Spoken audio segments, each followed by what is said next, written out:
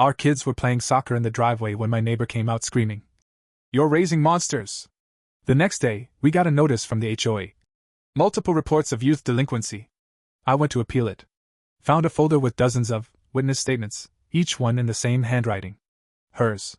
Then my son was suspended for bullying. I checked the school's complaint form. The attached evidence was a screenshot of a fake Instagram account, using my son's name, created by her daughter. We've lived in Worthington, Ohio, for 6 years now. It's a quiet suburb just north of Columbus. The kind of place with decent schools, block parties in the summer, and a homeowners association that mostly just reminds people to trim their bushes and not park RVs in the street.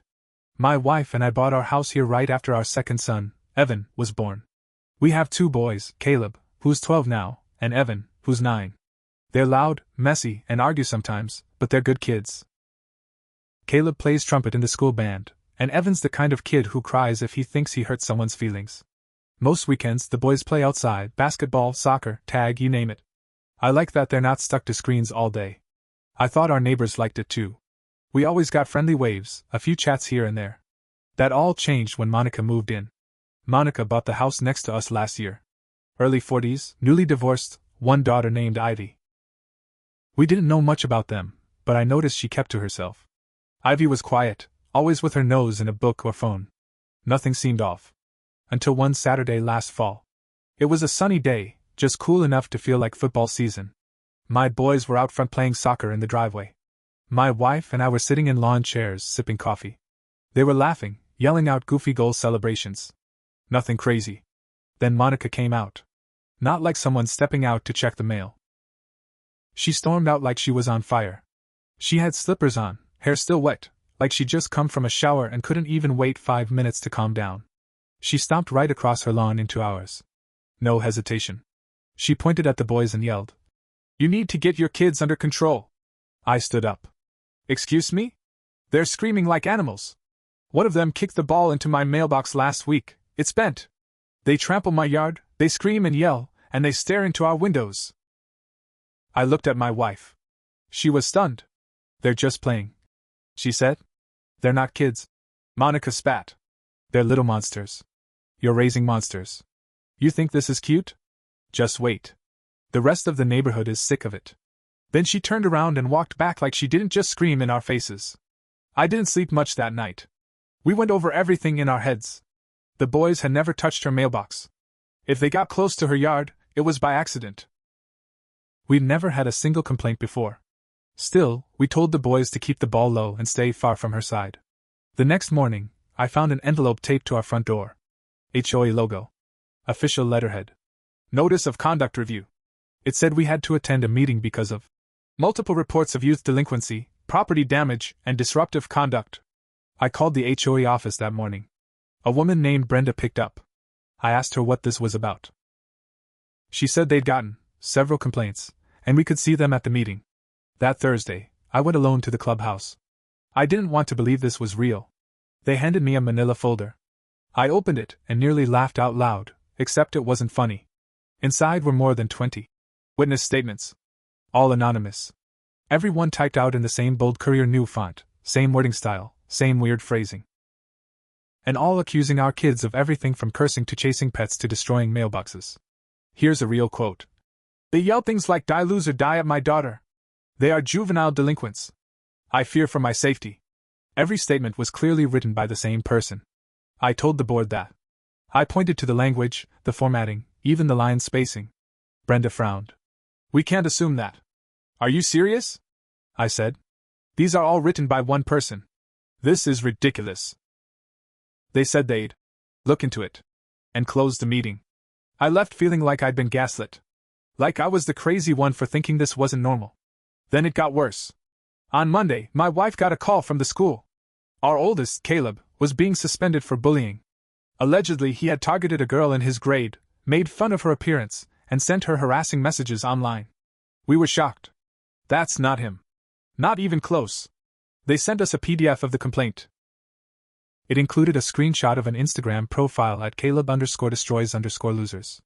The account had his name, a photo of his face, one we posted on our family account a year ago, and 2 posts that mocked a classmate for stuttering and said, "You don't belong in school, freak." We demanded to see the digital proof. The school admitted they hadn't actually confirmed the account belonged to him. They took the report at face value. The complaint was submitted by Ivy, Monica's daughter. She claimed Caleb had taunted her and other kids for weeks, and this was the proof. She attached the screenshots and said she felt unsafe. We showed the school Caleb's phone. No Instagram. No messages. No screenshots. His phone history was clean. His school emails were clean. Nothing. But the damage was done. Caleb was suspended for 3 days, and a note was added to his record. That's when I realized Monica wasn't just trying to get us in trouble with the HOA. She was trying to paint our son as a bully. Online. At school. In the neighborhood. And Ivy was helping her do it. I started thinking back. To all the little things. The cold stares. The way Monica always seemed to be watching from her window when the kids were outside. The side eye she gave us at the grocery store once when we bumped into her. It wasn't just one meltdown. This was personal. I decided to start documenting everything. Every time Monica came outside, every time her car passed slow by our house. I set up a camera over the garage, pointed just toward our driveway and the street. Legal, discreet, and for our safety. And then I got lucky. Because a few nights later, the camera caught Ivy. She walked over to our recycling bin, reached in, and pulled out a few envelopes. She walked off with them. That was weird. I didn't think much of it until the next HOA email came in. A new complaint. This time? That we were disposing of materials that could be used to steal identities. That's when I knew. Ivy wasn't just copying photos. She was digging through our trash. Probably to grab real names, addresses, or emails. They were building fake accounts using our own stuff. I started digging. I took screenshots of the fake Instagram profile. Then I did a reverse image search. And guess what? That same photo of Caleb, the one on the fake Instagram, was also used on a Reddit account with similar bullying posts. Account created 2 weeks ago. Posts written like a teenager trying too hard to sound mean. I checked the email address used to recover the account. It ended in @mailinator.com, a temporary email site. But here's the kicker, I checked the metadata on the image from the fake account. It had GPS coordinates from the upload. I ran it through an online tool. The coordinates? They pointed to Monica's house. I had her. I knew I had to be careful. If I came at her guns blazing, she'd twist it around and make me the bad guy. That's what people like Monica do. They don't fight fair. They fight sneaky. So I printed everything. Screenshots of the fake Instagram. The Reddit posts. The metadata showing the GPS. I pulled the camera footage of Ivy stealing from our recycling bin. I backed it all up, 2 USB drives and cloud storage. Then I scheduled a meeting with the principal and the school counselor. I didn't go in angry. I went in prepared. I laid everything out on the table. One piece at a time. The fake accounts. The metadata. The footage. I showed them Caleb's clean phone, his app history, the phone logs. I showed the timeline. I showed how Ivy's complaint didn't match up. I even pointed out that Ivy was the only victim of Caleb's supposed bullying, and yet she had no direct messages or actual conversations to show. The principal looked embarrassed. The counselor looked ashamed. They said they'd open a formal investigation and consider reversing the disciplinary action. It wasn't enough, but it was a start. I left that meeting knowing I needed to go further. I wanted Monica exposed. Not just quietly corrected. I wanted the whole neighborhood to see the truth. So I went back to the HOA. This time, I didn't just argue. I brought proof. I handed Brenda the folder and 2 USB drives. I calmly explained everything. All the anonymous witness statements? All in the same handwriting. Same typos. Same printer markings on the margins. I ran OCR scans, same fingerprint. She blinked. You did what? I work in IT. I know how to trace a lie. I showed her the footage of Ivy stealing from our bin. Then I pulled out the GPS coordinates from the fake account images. Brenda's face dropped. The board members sat quiet. For a long time. Finally, Brenda said, "We'll need to bring this to a vote." A few days later, they emailed us. All complaints against our family were dropped. Our record wiped clean. Monica received a formal HOA violation for harassment, misuse of the complaint system, and community disruption. But that didn't stop her. Because Monica? She didn't take shame quietly. She doubled down. She started posting on the neighborhood Facebook group. Long, dramatic posts about how people can fake anything with tech. And Some parents will go to any length to protect their troubled children. Then, one morning, Evan came in crying.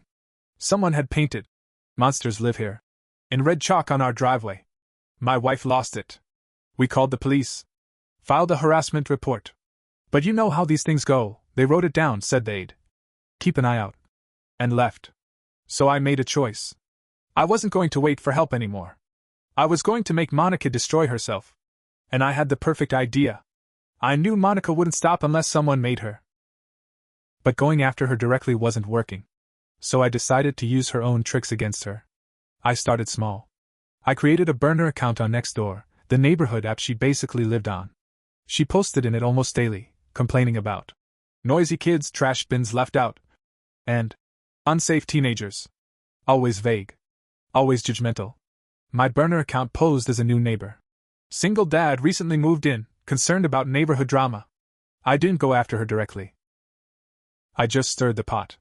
Has anyone else had weird experiences with one neighbor targeting kids? I wrote. Just moved here and already getting warnings from HOA, feel like someone's watching us all the time. Within a day, I had 5 responses. One woman messaged me privately and said she knew who I was talking about. She had also gotten anonymous complaints. So had another neighbor with a teenage son who skateboarded down the street after school. It wasn't just us. Monica had been running a one-woman campaign for over a year. Always anonymous. Always dramatic. But no one had connected the dots until now.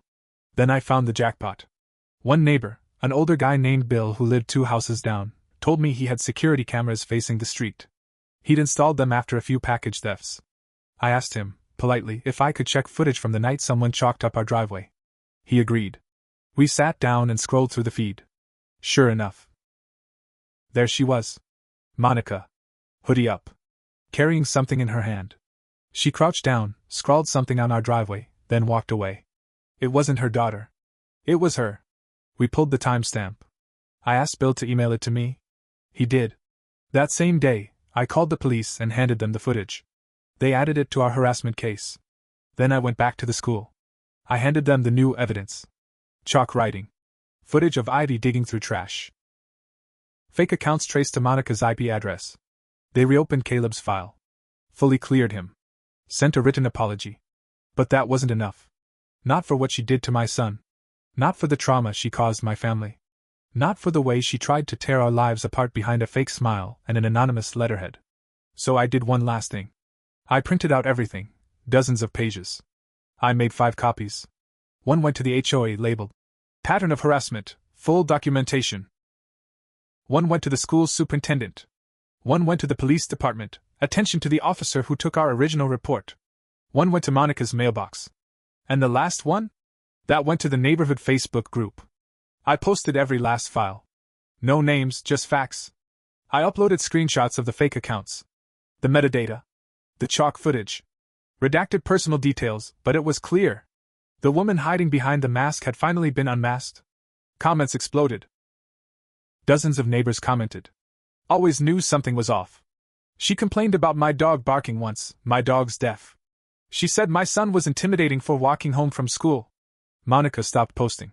Stopped coming outside. She pulled Ivy from school a week later. For sale sign went up the next month. But I wasn't done yet. When the for sale sign went up in Monica's yard, I didn't celebrate. Not at first. It felt too easy. Too quiet. This woman had dragged my son's name through the mud. Tried to turn the neighborhood against us. Tried to label him a bully, when the only real bully was living 20 feet from our front door. I didn't trust her to just walk away.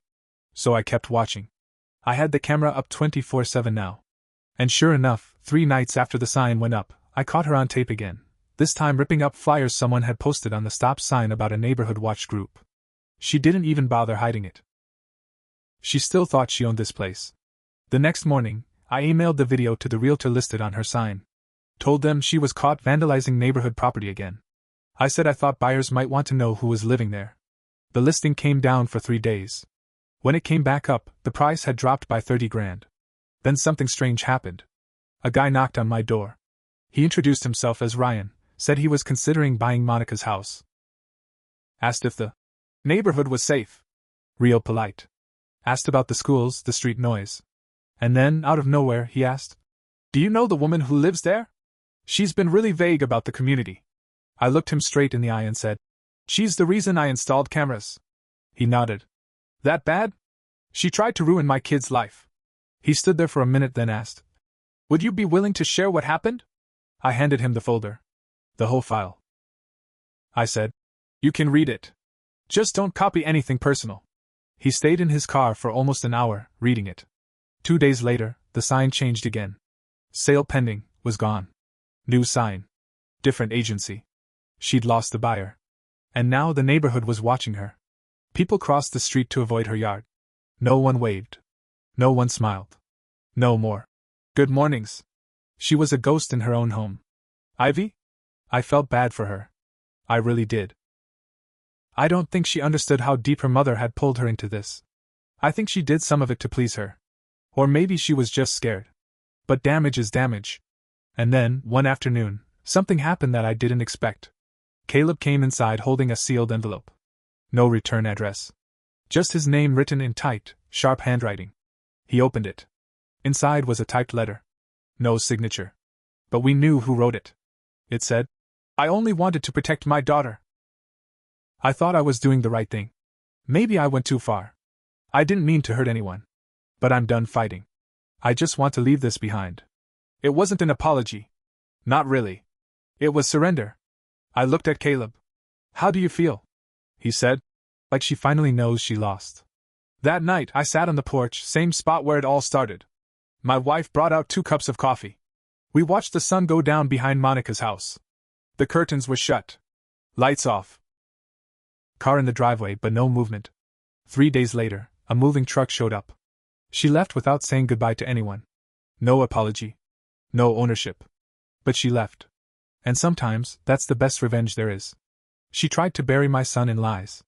Instead, she buried her own name. We're still here. Still loud. Still kicking soccer balls in the driveway. And now? The whole street cheers when we score.